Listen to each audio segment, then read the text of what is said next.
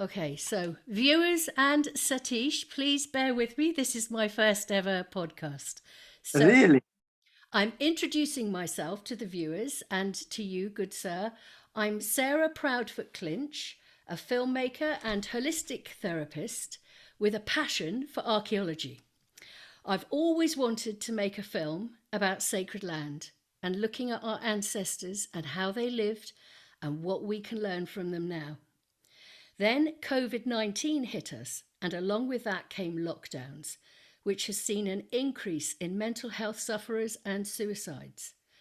My film, Sacred Land, seeks solutions in sacred landscapes and Mother Nature, as our ancestors did. So I decided to start this podcast series called Sacred Land to invite the viewers to follow me on my journey to find funding for the film and a broadcast commission. Along the way, you, the viewers, can meet the guests and experts in their fields and learn more about sacred landscapes, mental health, and healing. So, if you know of any commissioning editors out there who might want to fund this film, please get in touch. You can find links to my website below. And if you enjoy the podcast, please click on the like button and subscribe to my channel. Now, that's the first time I've ever said that. Okay, so now what I'm going to do is introduce this lovely man, Satish Kumar. There is so much to say about you, Satish. I couldn't possibly cover it all in this introduction, so you will find links to his biography and other information at the bottom of this podcast for you to explore later.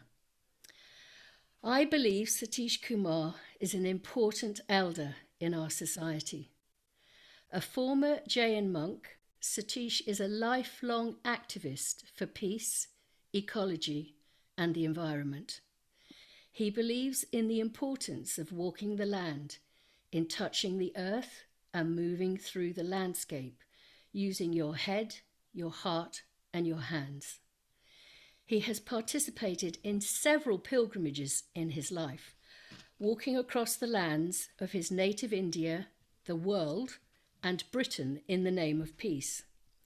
He has met and draws inspiration from well-known peace activists Mahatma Gandhi, who I also have spent a lot of time reading about, Britain's Bertrand Russell, and Martin Luther King.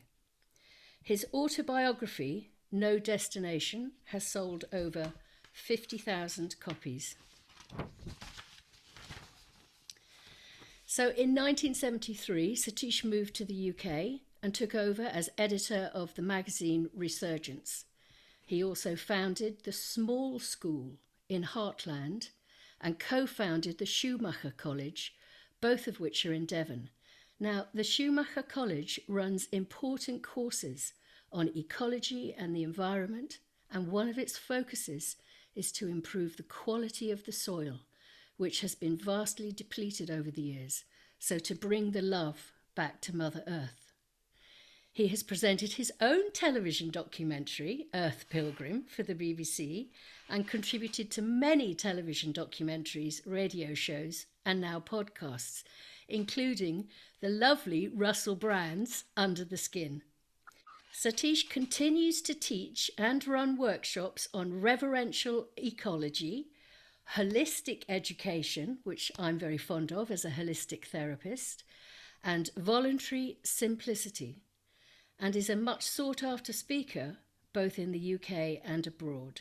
So we are very privileged to have Satish here with us today, and I'm simply delighted myself to have this opportunity to talk to you, Satish, especially as you believe there is a hidden message or even possibly a blessing in COVID-19. So I hand over to you with that first little item and see what would you like to say about that you Thank feel you. there is a blessing. Thank you for your warm and wonderful introduction. It's my pleasure. You're welcome. Thank you very much. Now, COVID is a crisis, but it is also an opportunity. The crisis of COVID has come because human nature relationship of humanity with our sacred land has not been healthy and harmonious. We have been exploiting and subjugating the sacred land and diminishing the biodiversity and encroaching and impinging more and more and more wild nature and wildlife. And that has bounced back into something like COVID-19. And therefore, this is a crisis. But it's also an opportunity to re-examine our relationship with our and our relationship with Gaia, the living organism. What we thought of Gaia or the earth, that it is or she is or it is, they did not think of they thought of it is a dead rock. Now we have to realize after COVID-19 that the earth is a living organism. And there is an opportunity to re-examine, re-evaluate, and re-establish a more healthy, harmonious, and balanced, and respectful, reverential relationship with nature. That is the lesson we have to learn. And this lockdown has been an opportunity to slow down, to use it as a spiritual retreat, and walk more than fly or go by trains and cars, but walk more and appreciate the sacred land on which we live. So this is for me a great opportunity as well as it is a crisis. Yeah, I completely understand that. So if we look at sacred land or Mother Gaia, Mother Earth, and we think about our ancestors and how they reacted and treated Mother Earth, they were at one with their environment. They revered the trees, the earth, the rivers, the water, the sky, the moon. They were completely humbled and respectful of their environment. So we now live in, eat in, breathe in, work in, play in concrete buildings.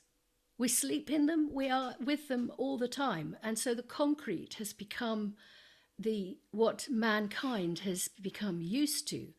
And I believe this has caused a huge, as well, along with social media and television, etc., has caused a disconnect with Mother Earth. So if we want to learn from our ancestors to reconnect with Mother Earth, how do you think the best way for doing this is for all of mankind to reconnect with Mother Earth?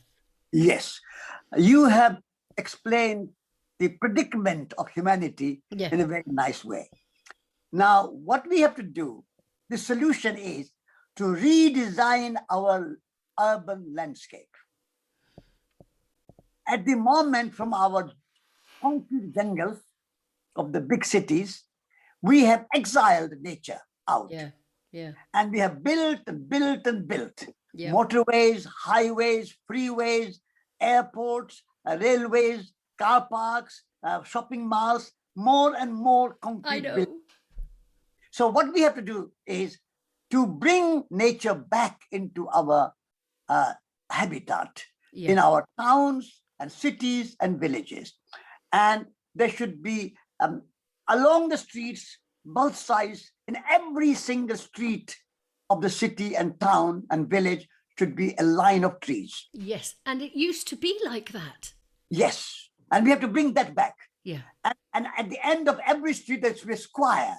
And the square should be full of fountain, water fountain, trees, flowers, fruit, vegetables, flower, herbs, square. If you take the old London, it was built around square after square after square. I grew up in London. I know. Yeah, and people lived around the square. Yeah.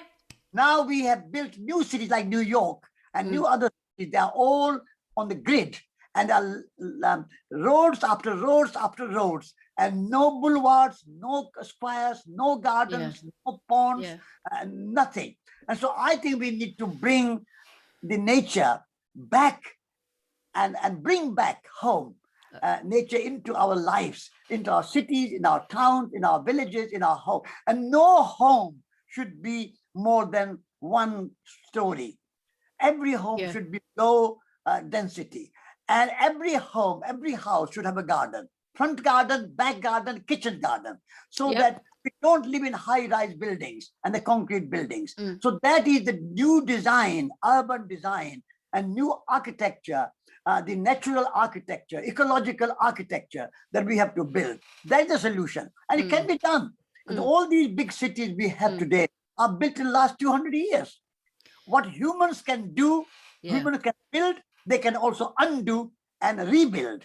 And so this is what we have to do. We have to think like many old cities became ruins and derelicts. In the same way, New York, London, Tokyo, Delhi, Beijing, they have to become kind of, I would say, out-of-date cities. And we have to bring back nature in the city. And when we have a sacred land and a sacred living, sacred dwellings, and we are in harmony with the natural world, then we can live in peace and in joy and in happiness. Okay, so I have two things to respond to that. Do you know the architect, Frank Lloyd Wright? I do. I have seen his work, of course. Yes, and he built his homes and houses and all the buildings around nature with trees inside and trees outside. Yeah. And he has a famous quote, "I believe in God, but I call it nature."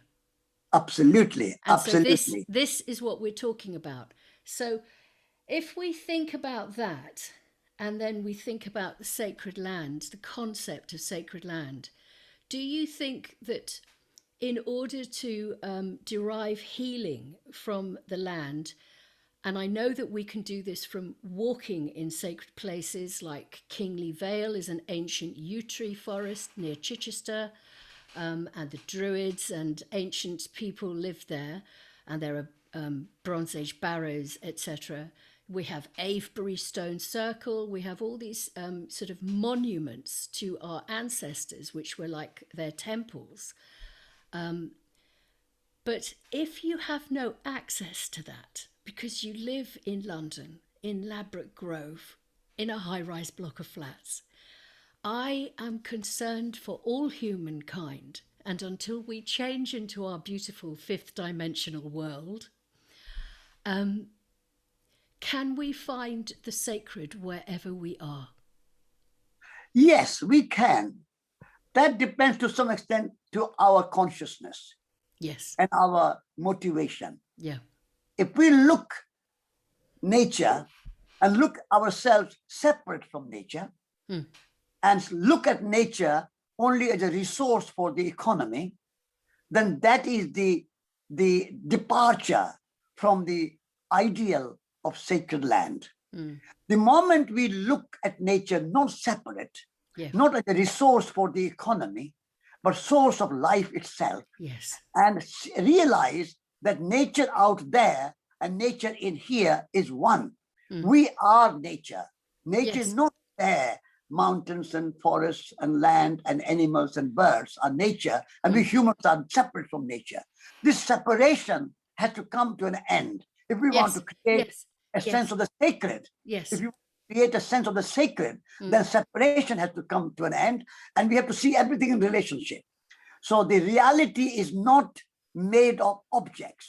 Reality is made of relationships. And we are all interrelated, interconnected, interdependent. We are all one. We are all nature. The moment we realize the unity of life, then we can appreciate and celebrate the sacred land and the sacred and the sense of the sacred of the land.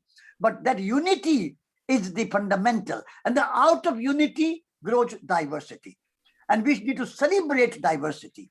At the moment, we humans are turning diversity into divisions and conflict, wars, and so we have to end the divisions and conflicts and separation, and we have to see everything in relationship. We are all made of relationship. Everything is related.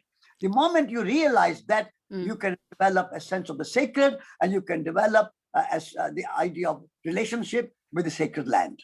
Okay, so to put this into context for people who are living in a high-rise block of flats and they have no open space around them, which is green or with trees or with flowers or even with vegetables.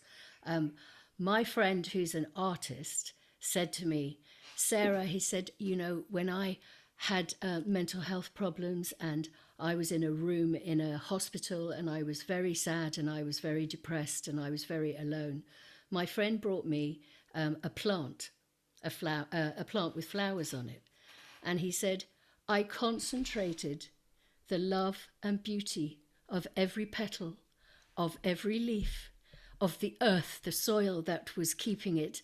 My concentration came to want to water it, to make sure it got some light, to make sure it was flourishing. And he said, I believe that plant got me out of that hospital room. Very And good. Very good. and you see that, to me, I want to, you know, I know we have most beautiful sacred land, but we need to understand currently at the moment that not everybody has access to it, or even the funds or finance to get to it if people Yes, are working. yes. It is not easy. It is not But easy. if we but can we are find stuck. the sacred in here, then Yes, we yes. can find the sacred in the flowers, which are just, oh, I'm back to front on the podcast, which are just behind me. If we have the intention, as you said from the beginning, when you were discussing this, the intention of love and to find the sacred, we can find it in here, and then we can find it in every living organism around us, Yeah. including other mankind, other human beings. Yes, I understand what you are saying, and it is difficult. People who are living in high-rise buildings have Yeah. jobs, have Yeah. mortgage, so on. It's not easy, but the first step is awareness. Absolutely. We have to become aware that we depend on nature, and our mother nature is the source of nourishment and a source of inspiration and a source of imagination and a source of all our happiness. The moment we realize, then step by step, we can find our way. When there's a will, there's a way. Where there's a will, there's a way. So, Yeah. so first step is awareness, consciousness. And then having our intention and our motivation changing. The moment we change our consciousness and our motivation, then a sense of the sacred will rise in our hearts, in our feelings, and in our minds. And out of that will grow, and we will find, everybody will find something where they relate to nature. They can go out for weekend. They can go for months in nature. They can start to work on somebody else's garden. They can volunteer, and they Absolutely. can be courageous. They have to have a courage to give up their job and give up their I agree. and go and live, find some small place in a rural area Yeah. where you have a simple life and a joyful life, so that where the will, there's a way. But we have to start with consciousness, and we have to start with awareness, and we don't have to rush it. Go step by step. Baby steps. Baby steps. Time. Yeah. So you are a follower of Mahatma Gandhi, and my grandmother loved Mahatma Gandhi, and I was brought up a Catholic, although now I just believe God is in everyone and in myself and in nature. But she absolutely loved Mahatma Gandhi, and she used to say to me, now, Sarah Jane, Gandhi said we need to be the change we want to see in the world. And I don't know how many people said that to me, and I never really understood it when I was younger, because I didn't. So I do now, obviously, but I am asking you, when people say that statement, be the change you want to see in the world, can you explain that? Yes, I can do a little bit. Everyone has to understand in their own way. But how I understand is that words are not enough. When we speak a word, that will have power only if that word is backed by our practice and by our experience. So we have to be the embodiment of the ideals that we believe in. If we don't embody them, if we don't practice them, if we don't realize in our own experience of life, then these ideas remain just words. You can call it love, you can call compassion, you can call generosity, you can call any beautiful words you can use, but those remain words. And these words are everywhere, in every book, in the Bible, in Quran, in Bhagavad Gita, in all the churches and temples and mosques, and everywhere those words are there. But they don't have a power until you embody. You are an embodiment of love. When you are embodiment of compassion and kindness, when you are embodiment of generosity. So be the change that you want to see in the world, is embody your ideal. And put your ideal into your own. And it is a journey. It is not something of course achieve one day. No, you cannot achieve completely, but you are step by step every day moving towards that ideal of being the change, practicing the ideals you have, and embodying love and compassion in your heart, and a sense of service, and a sense of the sacred in your heart. The moment you embody it, you become the change. And it starts in you, and then it starts in your home. So this is what I realized, that I wanted to see peace in the world. And my grandmother said, then you need to start at home, my little one. And when you are having a row with your mother or with your brother, if you want peace in the world, how are you going to achieve peace between your mother and your brother? And I looked at her and I thought, oh my God, I get it. Yeah. We have to do it here. In the house. Exactly. And this is the reality, is that, people have been asleep for a long time. And so that's why, by us discussing what are extremely simple concepts, but we have been, programmed with the television and media and negativity for so long that perhaps people have forgotten how to think through these concepts. Yeah, absolutely. Okay, so I have another question for you.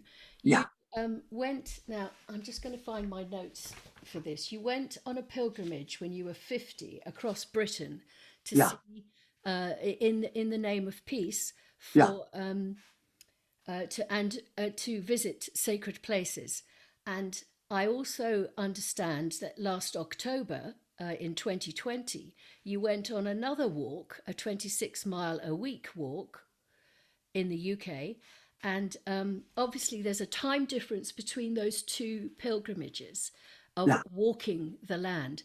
And my question to you is, did you find any change in the energy of the land?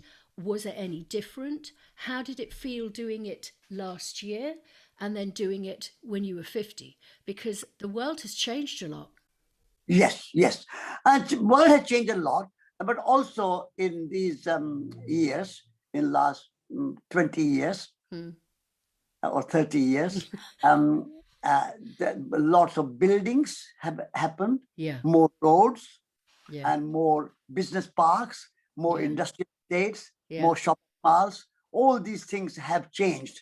And but there is a change, but in your heart, when you go and look at nature with a sense of the sacred, then nature is as beautiful and glorious and gracious as ever.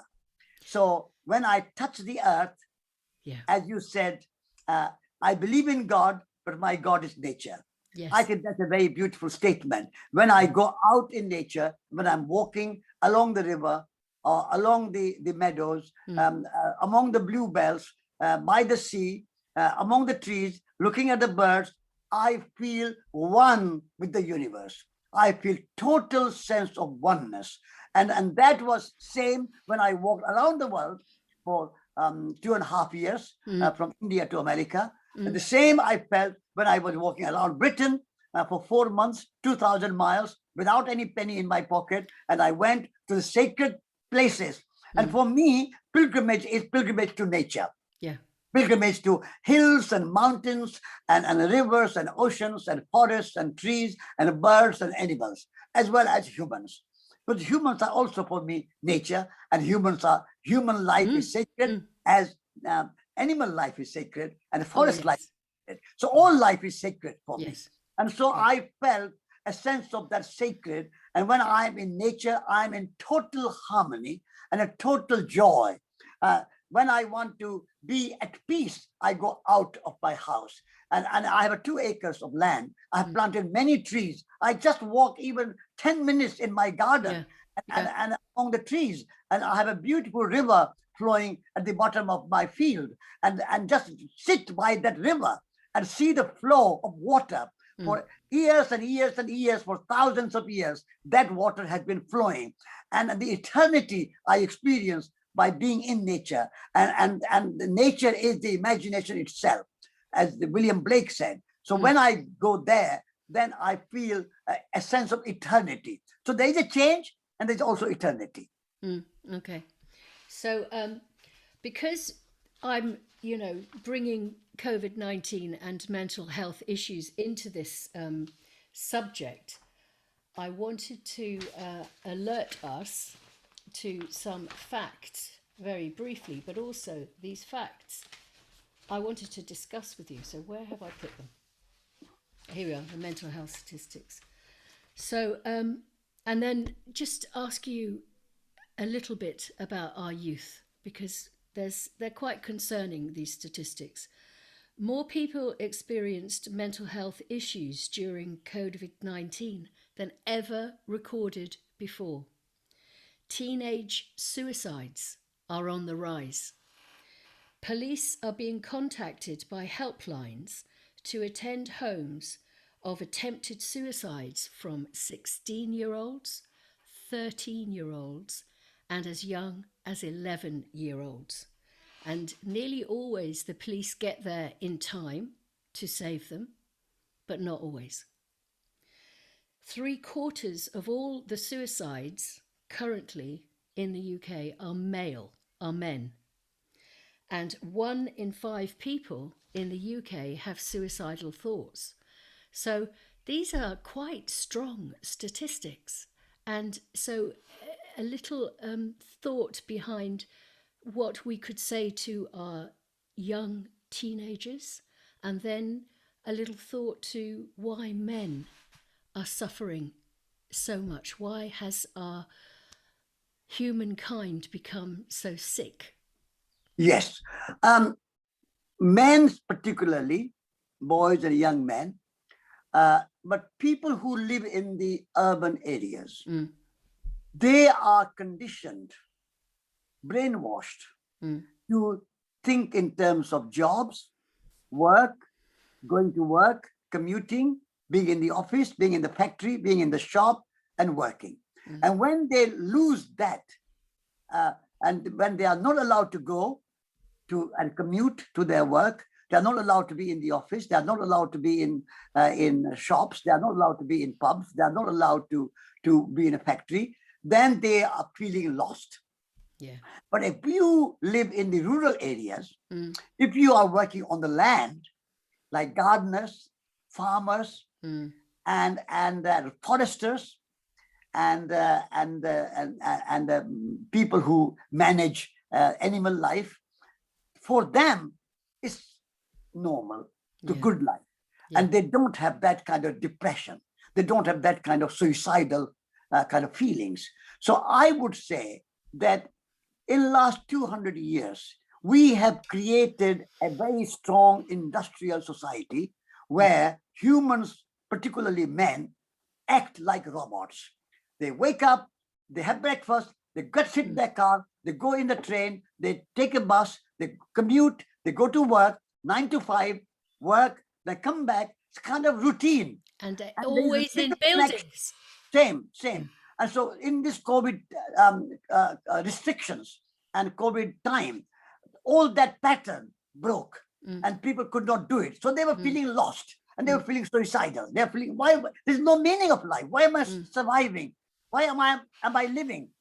I don't need to live. I want to die. If I can't go to work, I can't earn my money, I can't go to my office, I can't do this and that, I want to die. So this is what we need to do, is post-COVID, have a new way of life where people are not so wedded to this work, but more to relationship, community, friendship, family, land, gardens, nature, walking, if the life was more diverse and varied, then people will have many, many more interests and not just one single interest. If that is blocked, then they have nothing else, no meaning in life, no purpose in life. They have lost all sense of purpose and meaning. So this is the reason that during this COVID crisis, we have so many mental problems and suicidal feelings among men, among young men. So this is what we need to change. And so post-COVID, I think we need to create a new situation where people are able to live more closely with the land and nature and not be so full-time working. Yeah. But family, friendship, community, village, all those things have to come back. So do you think that because of the structure of society now being so, one track road for profit and for working, I mean, most people are surviving. They're not even getting the profit. The profit goes to the big boys. Exactly. But Yeah. what I feel is that people have forgotten about their soul and their imagination and their creativity. And because it's so exhausting to live that robotic life, and with the connection between everybody being all one, we're all connected, we're all in relationships with each other and with the land and with nature, comes a form of remembering your innocence. We've become quite harsh as robots. Yeah. And so we need to bring imagination and creativity back to the forefront. Absolutely. Not just work. Absolutely. And that is where in every school, in every university, we need to bring back that children and young students learn to be artists, be craftsmen and women. Yeah. They need to learn to sing, to dance, to play music, to do the gardening and plant trees and look after animals. All these head, heart, and hands, as you mentioned, that can be brought into our education, into our schools. Everybody should live like an artist, and we should be makers and creators. We are not just consumers. We are makers and we are poets. And so, artist is not a special kind of person. No, but every person should be an artist and is an artist and can be an artist. And so, if we make art of living, art of cooking, art of gardening, art of building, and use our imagination and our creativity, then our mental health will be much better and our suicidal feelings will disappear. Absolutely. But that's why our educational system has to change. Yeah, I agree. So we will bear that in mind. We put that out to the universe, and then we make our small schools and our small societies and our local gatherings. And the Schumacher College is amazing. I've been looking at it, and I always, when I see things like that, I think, oh, I want to go there as well. I mean, I'm 58 and I did my first MA when I was 40. I'd never even been to A-levels or done a degree. And my MA was in archaeology for screen media. So I could learn how to make archaeological programs and have a good grounding in archaeology. And I thought I'd died and gone to heaven. Absolutely. So at Schumacher College, we live in a community. And community means that we are not only studying together, but we are not studying just for ourselves. We are studying for the community, for the society, for humanity, and for the planet Earth, and not for personal success. And during that process, we cook together, we clean together, we do washing up together, every day we garden together, every day we meditate together, all those, and we go for walking together in the nature, on Dartmoor or by the sea, or we take a deep time walk. And so that sense of community in the college, and the college is a community and not just an exam factory or a knowledge factory where you just get your knowledge and you get your examination and you get a certificate and then you just go and look for a job. But when you are at Schumacher College, you are growing as a wholesome human being in a very holistic way. And so that's the short courses we have, 1 week, 2 weeks, 3 weeks, but also we have 6 months course in gardening. and we have 1 year course in holistic learning. And so that's an example of the new kind of education. Yeah. But the modern education we have today in our universities and schools were designed for the industrial age. Yeah. When people were needed to work in factories and offices and shopping malls and businesses. But now we are entering a new era, a new age, an age of ecology, age of spirituality, age of more holistic thinking, and therefore we need new kind of education. So this present educational system has become out of date. Yes, and we I agree. revive and renew and create a new educational system, which is much closer to nature, much closer to sacred land, much closer to humanity, and much more artistic, more creative, more imaginative, and holistic. That is the great challenge of our time. Okay, so you are a former Jain monk, and if you want to tell us how that occurred when you were a young child, we would say, that would be great.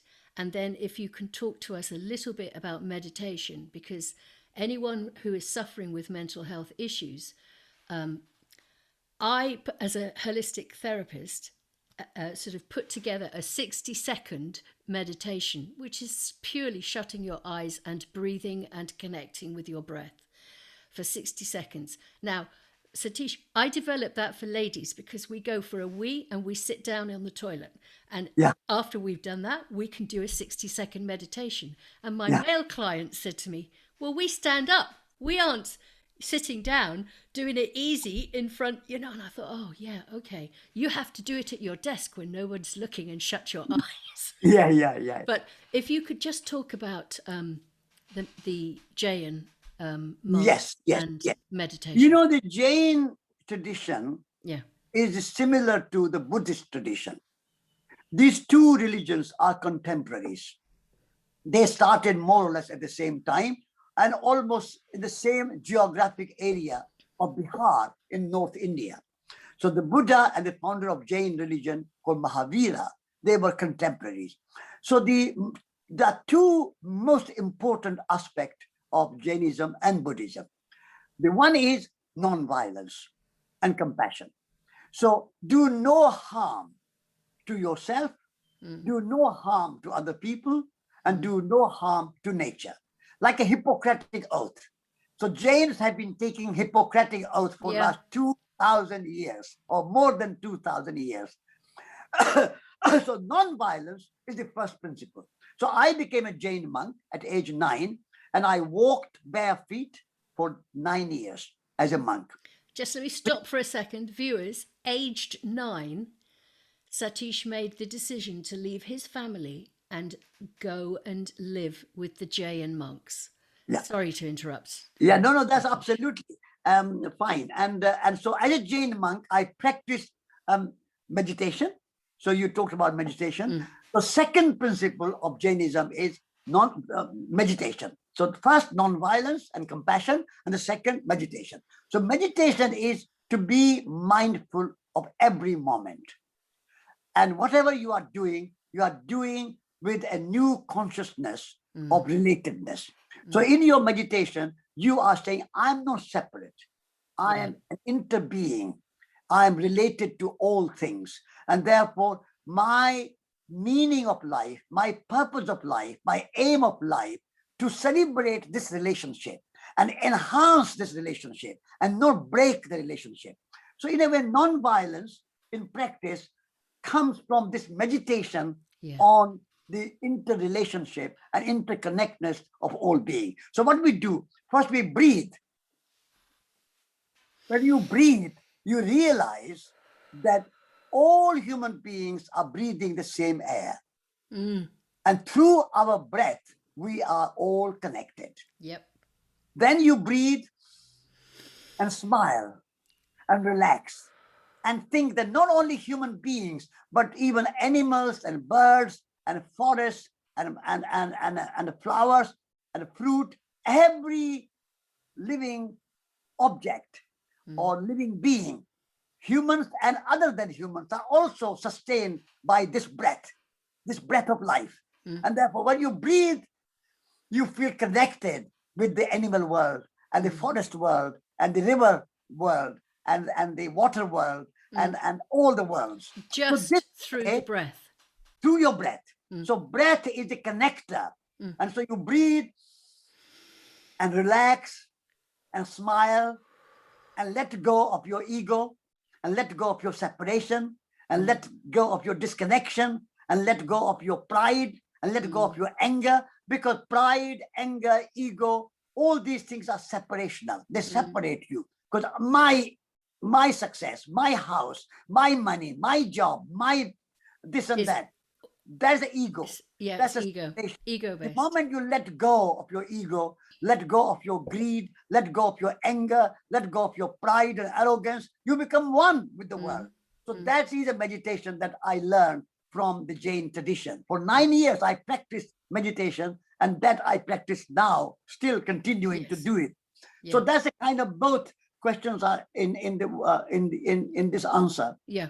That Jain tradition is based in compassion to all living beings and love in your heart. So whatever you do, doesn't matter what work you do. You're a farmer, you are a teacher, you are a healer, you are a doctor, you are a businessman or woman, or you are a politician, whoever you are, artist or poet, whoever you are, whatever you are doing, do everything with love in your heart.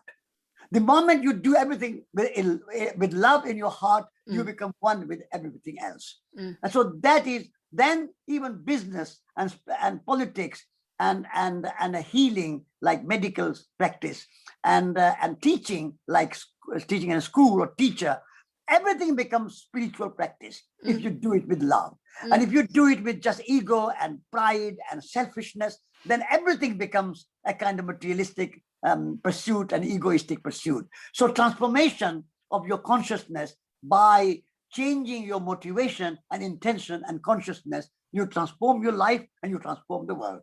Fantastic. So there's one thing I felt that we needed to say, because especially with the way the media and the news portray everything now, it's very different when I was growing up as a child, when there was only one channel. You know, I never watched the news anyway, but it's very fear mongering. And around us, people are living in fear and they're living in anxiety. And, you know, there is no need. Are you okay, Satish? I need to do something. Can you stop your recording? I'll stop the recording. For 1 minute, yeah. Yeah, okay. So I think I'm recording now. Okay, so yes, so what I was saying is that there's a lot of fear in society at the moment, fear and anxiety. It's perpetuated by the news and the multimedia and, you know, really we need to just look at the mental health of everybody and say, you can choose not to live in fear. You can switch the news off because it is not necessary to watch everything 24 hours a day. Yeah. And also, my mother and I had a fond loving for the Native American Indians and their philosophy. And, you know, I went to a meeting with my mum, and it was to meet grandmother Twyla, who was 90-something, and she came from America, from Canada, and she's an original Cherokee Indian. And there was a whole group of people waiting to meet her wise words. And when she came, she said, I have no wise words. She said, you keep it simple. And you Westerners, you're very serious. She said, you don't want to be so serious. And the other thing she said is, put your arms out like this and draw a circle. And in that circle are the only people you can help. You cannot help the dying children in Africa. When you are standing here, you need to look at your neighbor, you need to look at your family, you need to look at your friends, and these are the people around you that you can help. So when the television and the news is coming out with fear about COVID and the deaths and the this and the that, you know, it's irrelevant in a way to how you live in this moment now. Yeah, unless it's affecting you directly. Yeah. Now, the antidote to fear is Is what? Trust. Ah, Antidote to fear is trust. yeah. So when I was going around the world, I decided to go without any money in order to cultivate trust in my heart. If you have money, you can go and eat in a restaurant, Yeah. sleep in a hotel or a bed and breakfast, and you move on. You don't need anybody. You have money, you don't need to trust anybody. But if you have no money, then you have to trust yourself. You have to trust that nature will provide, God will provide, people will provide. Things will happen. You don't know whether tonight I'm going to get any food. You don't know whether tonight I'm going to get any bed. And still you trust in your heart and you move. So if you want to drop the fear, you have to cultivate trust. Trust yourself. You have immense capacity to love. You have immense capacity to be compassionate. You have immense capacity to write poetry and to write novels, to paint pictures, to build a house, to create a sculpture. You are, like I said, you are an artist, and you can be a Gandhi. You can be a Buddha. Every one of us can have that capacity. So to trust yourself and trust other people. People are kind. If you are kind to them, they will be kind to you. You don't have fear. And if somebody cheats you or somebody hurts you, it doesn't matter. No. Trust is better. So I cultivated trust in order to drop the fear and block the fear. That's what I advise people. Say, cultivate trust. Trust yourself. And if something goes wrong, that's life. Yeah. Don't worry. But if you are all the time living in fear, that's much worse than occasionally getting something wrong. And just to remind the viewers or anybody suffering with mental health issues, you can choose every morning to be happy. You can say, I choose to be happy, even if perchance you don't feel like that when you wake up. You can say, I choose happiness, I choose joy, I choose love. Absolutely. And these are choices. We may have a little anxiety and depression and other things, but by saying the words, you are making every cell in your body awake with the love. And so I'm just looking for tips to help people. And you can choose to be happy and joyful. And also you can choose not to be judgmental and critical of other people. And to be kind. Avoid judging other people, criticizing other people, complaining about other people, and so on. So if you stop and accept other people as they are, and they are wonderful, everybody is wonderful. Just celebrate everybody and do not judge and do not criticize and do not complain. Then everybody is fine as they are. Drop the expectations and live in acceptance. Acceptance is the way to love. And expectation is way to disappointment. Yes, that's very good indeed. Okay, so I probably have other things, but I feel this is a natural end to our podcast. I would just ask of you, Mr. Lovely Satish, if you would say a little blessing, and I trust that I will get funding to make this documentary so we can help our humankind people and bring... Oh, there is one last question. Do you think the land is calling us? Absolutely. The land is calling us and sending us a message saying that wake up and come to me. Yes. And I will look after you. Yes. Okay, that's what I thought. Land is calling us, and we have separated ourselves. We have been going away from the land. So we have to come back to the land. Land is the source of our food. Land is the source of our poetry. Land is the source of our art. Land is the source of our clothes. Land is the source of everything. So land is sacred. And if we go back to the land and return to the land and connect with the land, we will be happy and joyful. Marvelous. And so I give you my blessings that you on your path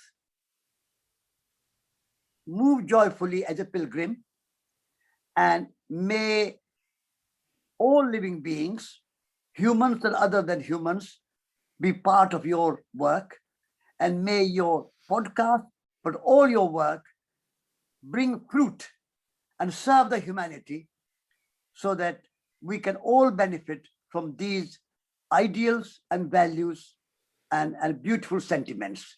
So I give you my blessings and my feelings for your success. Thank you. And I accept them with love and gratitude and trust. Thank you. Absolutely. Okay. Bye-bye, Mr. Satish, and You. may God bless you and keep you safe. Thank you. Thank you. Okay. Bye-bye, darling. Bye-bye. It's now closed.